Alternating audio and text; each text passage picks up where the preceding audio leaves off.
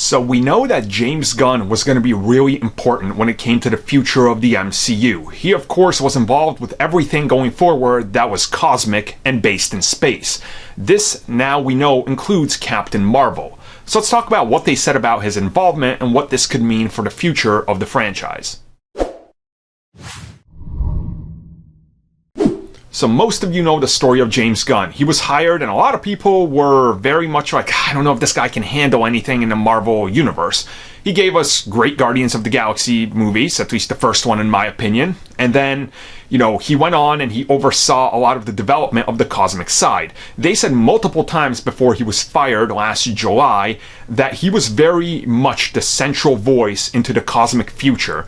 And Kevin Feige has said since then, look, we're still doing the cosmic thing. Guardians 3 might be on hold, but things are still going to happen according to what we planned.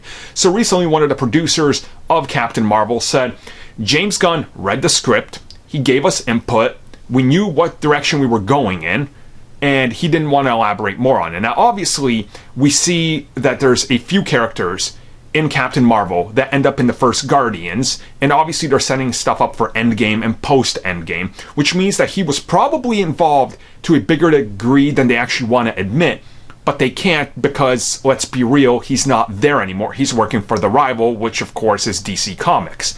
So at the same time, you have to consider what the facts would be. So he probably oversaw elements of the script, figured out how he wanted Ronan and Korath to be handled to get to the point where they're at in the first Guardians of the Galaxy, right?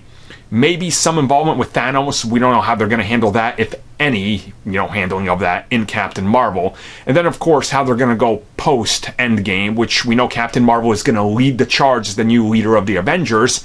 And they even said, look, he was involved with planning the next stage of the MCU.